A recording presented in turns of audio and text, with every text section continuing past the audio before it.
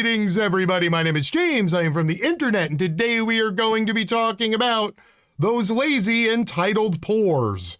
Now, over the last year, we have been on a slow road to economic recovery here in the United States of America. And literally, since day one, when we started opening back up the first businesses, the wealthy have been losing their minds over the fact that the poors aren't rushing to go back to their horrible jobs. You know, people who live in an apartment this big, who used to scrub a toilet for $8 an hour, are now demanding $10 an hour, or else they won't go back to scrubbing the toilet. And literally, wealthy people are just like... Now, of course, because they're not used to people saying no to them, the wealthy have just gone on to flick, lobby their friends in the government to make sure that all of the pandemic programs that were helping the poors come to a screeching halt, thus forcing them back into the job market. And yet, even after all that, some poors had still been slow to get back on the horse. So now, the wealthy have spent the last couple of months paying all their friends in the media to write articles ad nauseum about how inflation is at an all-time high because of the poors. And yet, even though they're so poor and they're not working, they're also driving inflation because of their unreasonable spending and buying habits, which is putting a strain on our resource chain. None of it makes any sense, but it doesn't have to. It just has to be loud, constant, and never-ending. And eventually, people will just start to believe it. Except for me. So, of course, what I'm going to do is I'm going to show you another article that one of these rich chuckle fucks wrote to make you feel bad about the economy being where it is. That's right, it's all your fault because you're entitled and lazy. And then I'm going to show you the multitudes of pieces of bullshit scattered throughout this article so that you can understand just how hard the wealthy are going at making sure everybody else is going to blame you for the economic shitstorm that's about to happen. Here we go! Vast wealth could be a factor behind U.S. labor shortage. Ah, yes, the Wall Street Journal would like you to believe that because the poors have recently become so wealthy that they're just not going back to work and that's why the economy is fucked. This, according to the Wall Street Journal, the people who write articles for people who own stocks, which is not, hold on, I'm checking my list here. Not anybody who belongs to the poors. The Great American Savings Boom is coming to an end. Will the Great American Labor Shortage now ease? That's one of the puzzles facing the labor market this winter. So it's good to know that just one sentence into this article in the Wall Street Journal is already going out of its way trying to bamboozle everybody with bullshit. Please note, the Great American Labor Shortage has already been disproven. It's not a thing. There is no labor shortage. The laborers are right where you left them last year. The difference is that there's a good-paying job shortage. So maybe if you just, I don't know, raise the fucking wages, people would come back to work. Federal Reserve Chairman Jerome Powell said last week that booming stock markets, home prices, and savings are probably leading some people to stay home rather than return to work.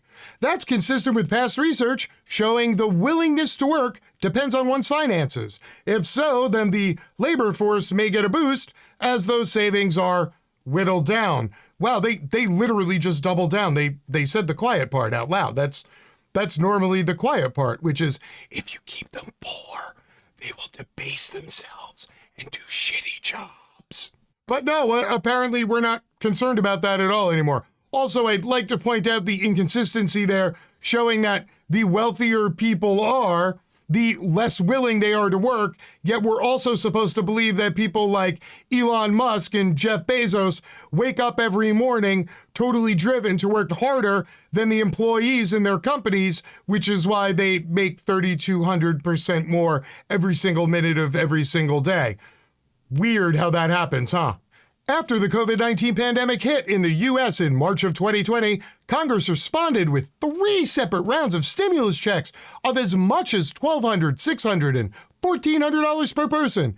They enhanced jobless benefits by as much as $600 extra per week, and they dropped in a boost in the 2021 child tax credit by as much as $1,600 per child. The government also suspended monthly student debt payments for households from March 2020 through early the next year. Now, here's a new part of trying to bamboozle you with bullshit. Please note all the numbers they're showing. They are showing the maximum amount that anybody could have gotten for every single one of those stimulus checks, as well as the enhanced jobless benefits of as much as $600 per week. Now, of course, that leaves out the part that all the people who got to claim the enhanced unemployment benefits did so because they already qualified for unemployment benefits because they were laid off due to no fault of their own. Of course, we leave all of this out, so this paragraph is made to make it sound like all the poors got a shit ton of money and then sat around being lazy and not being workers. The personal savings rate, the share of disposable income households sock away each month at an annual rate, hit an all-time high of 33.8% in April of 2020, up from just 8.3% in February of 2020,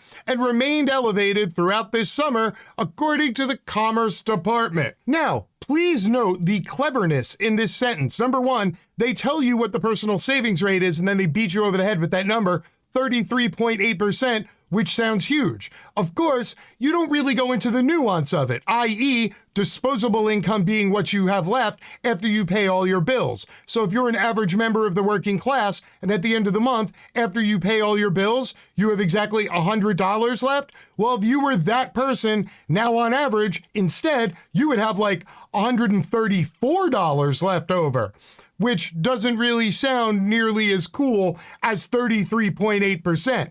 Also, if you don't believe me that that is purposeful, please make a note that in the previous paragraph, they made sure you knew what the maximum amounts of money were that people were getting, yet down here, they only want to talk about the percentage increase rather than the whole amount. Well, rather, not that they don't want to talk about it, it's just that they put a cleverly placed photo at the bottom of this sentence, breaking up the paragraph, and in the next sentence, then they actually get around to giving you a little more nuance.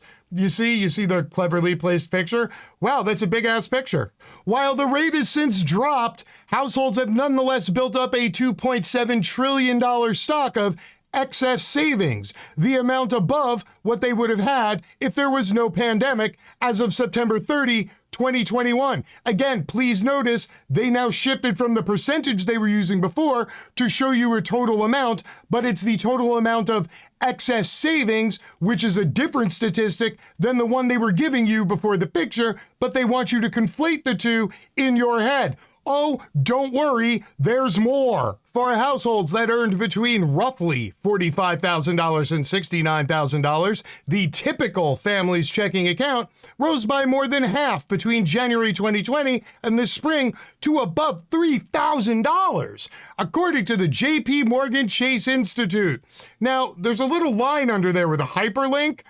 I normally don't go out of my way to read what J.P. Morgan Chase is writing, but again, I'd like to show you some nuance after they make this sound like it's really juicy. When you click the hyperlink, this is where it takes you, the JP Morgan Chase paper. Literally the first fucking sentence in the paper. Quote, the typical low-income family still had 70% more cash on hand than 2 years prior, but that amounted to just $1,000. Balances among high-income families were roughly 40% elevated. When we focus on families who aren't receiving an advanced CTC, balances remained roughly 50% elevated relative to 2 years prior at roughly $1,600.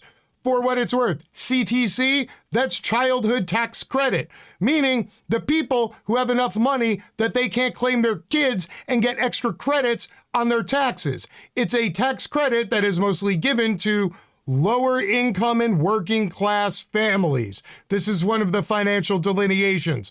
Please note, literally the first sentence, they tell you that a 70% increase in savings to people who have almost no money is still like almost no increase. It just sounds really snappy as a percentage.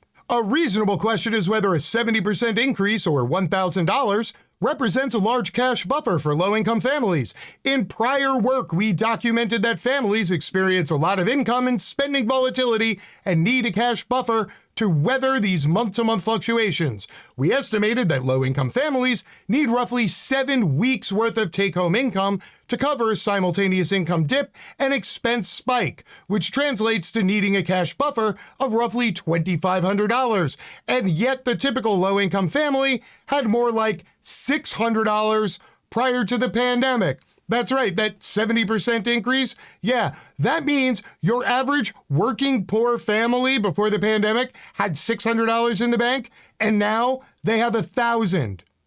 That's it. Remember all those big checks they pointed out? How everybody got a maximum amount of this check and this check and this check and all the unemployment checks they got, and ceasing the student loans and having mortgage moratoriums, and yet somehow, after all that free money, the poors got like $300. So what does all this mean for you, the average viewer, the fellow member of the working class? Well, number one, it means the fact that you're taking your sweet-ass time to go back to work, and while doing so, you're looking for a better job, demanding higher pay, better conditions, and an overall better quality of life. Yeah, it appears that is disturbing people who solely exist to make money off of your labor, while you solely exist to labor so that they can have more money. And now they're going to go out of their way to market this. They're going to pay everybody with a goddamn newspaper or a website or a TV studio to keep parroting these bullshit claims that somehow poor people got $7 trillion worth of money and now they're sitting on their ass, even though most poor people have roughly $300 more in the bank now than they did 2 years ago at the beginning of the pandemic, which means regardless of how much of that $7 trillion trickled down to the poors, yeah, they had to write checks for shit, and all that money went out to the banks, went to the stock market, went to the wealthy people, went to the companies who buy back their own stocks, use that money to blow up their own stock price, get larger quarterly dividend checks, then ask the government for more money, lather, rinse, repeat. All this bullshit has been going on for 2 years, but it doesn't matter because the song remains the same. It doesn't matter whether we're talking about welfare moms and crack babies, or social welfare plans, or pandemic checks for the poors. Every single time the working class and the working poor get a leg up, the wealthy will come up with every single excuse and use every single resource at their disposal to squash that shit quickly. After all, you know how the wealthy remain wealthy? By you remaining poor. Until next time, my name is James. I am from the internet, and I am out. Peace.